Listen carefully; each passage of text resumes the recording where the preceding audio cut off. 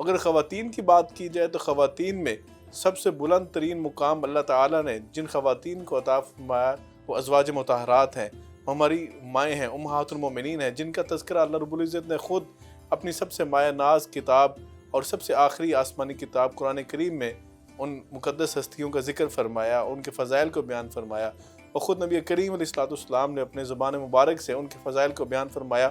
اور کتب سیرہ ان کے حوالوں کے ان کے تذکروں کے حوالے سے بھری پڑی ہیں، اور ان کے اوپر بہت ساری کتب دنیا میں لکھی گئیں۔ لیکن یہ میڈیا کی ہسٹری کی اگر بات کی جائے تو یونیک یہ ہوگا کہ الحمدللہ ہم نے فرداً ایک ہستی کے حوالے سے، اپنی ایک ماں کے حوالے سے ان پروگرامز کے انعقاد کیے، اور الحمدللہ بڑے اچھے طریقے کے ساتھ ہمارے علماء کرام نے، جید علماء کرام کے پینل نے ان موضوعات کو ایلیبوریٹ کیا، واضح کیا، اور آج کے دور کے ساتھ ریلیٹ کیا کہ کیسے آج کے دور میں اور قیامت تک ہم ان امہات المومنین کے جو نقش قدم ہیں ان سے روشنی حاصل کر سکتے ہیں، اور ان کی زندگی کے اندر جو تعلیمات ہیں ان کے اوپر عمل کرتے ہوئے کیسے آج کی خواتین اسلام جو ہیں اپنی زندگیوں کو بہتر سے بہتر کر سکتی ہیں۔ آج اس ماں کا ذکر کرنے جا رہے ہیں، ان کو کہتے ہیں حضرت سیدہ ام المومنین ام سلمہ رضی اللہ تعالی عنہا۔ آج نبی کریم صلی اللہ علیہ وسلم کی زوجہ محترمہ ہیں، زوجہ مطہرہ ہیں، اور ہماری ماں ہیں، ام المومنین ہیں۔ آج ان کے تذکرے کی بات کریں گے، اور آج اس حوالے سے گفتگو کرنے کے لیے جو میرے ساتھ پینل موجود ہے، جو اس سیریز میں ہمارا ساتھ دے رہے ہیں، ان کا تعارف کرواتے ہیں۔ سب سے پہلے ہمارے ساتھ موجود ہیں ڈاکٹر علامہ سید ضیاء اللہ شاہ بخاری صاحب، جو ممبر ہیں اسلامیاتی کونسل حکومت پاکستان کے۔ ان کے ساتھ موجود ہیں گے ڈاکٹر پیر طارق شریف زادہ صاحب، آپ انٹرنیشنل سیریز اسکالر ہیں۔ میں دونوں مہمانوں کو خوش آمدید کہتا ہوں، اور پروگرام کا باقاعدہ آغاز کی طرف چلتے ہیں، اور میں شاہ صاحب کی خدمت میں جاؤں گا۔ شاہ صاحب، حضرت ام سلمہ رضی اللہ تعالی عنہ ایسی شخصیت ہیں جنہوں نے دین اسلام کے حوالے سے نبی پاک صلی اللہ علیہ وسلم کے عقد مبارک میں آنے سے پہلے ہی آپ نے بہت زیادہ قربانیاں دین اسلام کے لیے دیں، اور آپ کے جو پہلے شوہر تھے انہوں نے بھی اسلام کی خاطر قربانیاں دیں، اور نبی پاک صلی اللہ علیہ وسلم کے ساتھ جو آپ کا والہانہ تعلق تھا اور دین اسلام کی جو خدمت تھی، اس حوالے سے ہم آپ سے جانیں گے کہ فضائل ام سلمہ رضی اللہ تعالی عنہ جو قرآن کریم نے اور احادیث پیغمبر نے بیان فرمائے، ہم چاہتے ہیں کہ وہ آپ ناظرین کی خدمت میں پیش فرمائیے۔ بسم اللہ الرحمن الرحیم۔ بلا شبہ اسامہ بخاری صاحب، یہ ہم سب کے لیے باعث سعادت ہے کہ پی این این کے اس پلیٹ فارم سے الحمدللہ ہم امہات المؤمنین ازواج مطہرات رضوان اللہ تعالی علیہن اجمعین کی بابرکت شخصیات کے حوالے سے گفتگو کر رہے ہیں، اور بلا شبہ یہ سب باتیں ہم اس لیے کر رہے ہیں، ایک تو اس سے ہمارا ایمان تازہ ہو رہا ہے، اور ہمارے اندر نیکی کرنے کا ایک داعیہ اور جذبہ پیدا ہو رہا ہے، اور ہماری خواتین اسلام کو یہاں سے بہت سارے دروس زندگی اور اصول حیات سمجھ آ رہے ہیں۔ اور بلا شبہ آپ نے بڑی اچھی بات ارشاد فرمائی انٹرو میں کہ اگر ہم آج کے اس دور میں بھی امہات المؤمنین ازواج مطہرات رضوان اللہ تعالی علیہن اجمعین کے اس کردار اسوے کو اپنا لیں تو ہمارے گھر کی یہ ساری مشکلات، ہماری معاشرتی پریشانیاں اور یہ بہت سارے ہمارے جو مسائل ہیں خود بخود ہی ختم ہو سکتے ہیں۔ جہاں تک تعلق ہے ام المؤمنین سیدہ ام سلمہ رضی اللہ تعالی عنہا کا، یہ ہماری وہ ماں جیسے آپ نے ارشاد فرمایا کہ جنہوں نے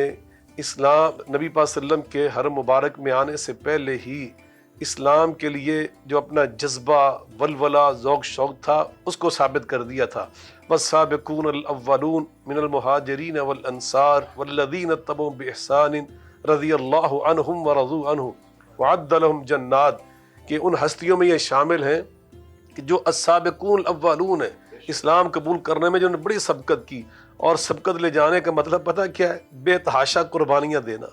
بے تحاشا مصائب اور شدائد کو برداشت کرنا۔ اور پھر میری ماں نے واقعتاً اپنے جو صاحب کا شوہر تھے وہ بھی صحابی رسول تھے، وہ بھی السابقون الاولون میں شامل تھے۔ ان کا اپنا نام ام سلمہ نہیں، یہ ان کی کنیت ہے، ان کا بیٹے تھے سلمہ، ان کی وجہ سے ان کا نام یعنی مشہور جو ہو گیا کنیت کے اعتبار سے ام سلمہ، اور ان کے جو شوہر تھے ان کا نام بھی مشہور ہو گیا ابو سلمہ۔ اصل میں ان کا نام تھا حذیفہ رضی اللہ تعالی عنہ، اور ان کا اپنا نام تھا سیدہ ہند رضی اللہ تعالی عنہا۔ تو یقیناً یہ نبی کریم صلی اللہ علیہ وسلم کے ساتھ ان کی رشتہ داری بھی ہے، یہ قریشیاں ہیں اور السابقون الاولون میں شمار ہوتی ہیں، اور اسلام قبول کرنے کی وجہ سے بالآخر ان پر وہ وقت آیا کہ مصائب اور شدائد کی وجہ سے جب نبی پاک صلی اللہ علیہ وسلم نے صحابہ کرام کو ہجرت کی اجازت دی حبشے کی جانب، تو اس وفد کے اندر یہ دونوں خاوند بیوی شامل تھے، یہ دونوں نے ہجرت کی تھی۔ اور پھر جب وہاں پر یہ اطلاع ملی کہ قریشی اسلام لا چکے ہیں. یہ غلط خبر وہاں پہ پہنچی تھی تو سارے صحابہ واپس آ گئے. تو قریب آ کے پتہ چلا کہ یہ خبر درست نہ تھی، لیکن یہ واپس تشریف لے آیا. تو دوبارہ نبی کریم علیہ الصلوۃ والسلام نے جب اللہ کے حکم سے مدینہ منورہ کی ہجرت کا فرمایا تو یہ دونوں خاوند بیوی اپنے بیٹے سلمہ کو ہی لے کر مدینہ کی ہجرت کے لیے روانہ ہوئے. لیکن ان کی زندگی میں ایک عجیب واقعہ ہوا. جیسے یہ مکہ معظمہ سے باہر نکلے تو ان کے اپنے خاندان کے لوگ تھے نا، ام سلمہ رضی اللہ عنہ کے، وہ آ گئے. انہوں نے حضرت ابو سلمہ سے کہا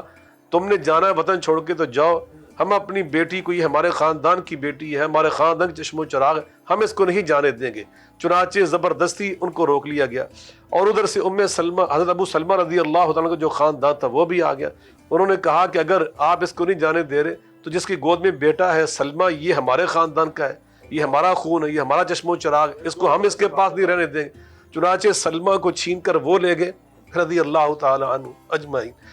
حضرت ام سلمہ کو چھین کر ان کے گھر والے لے گئے.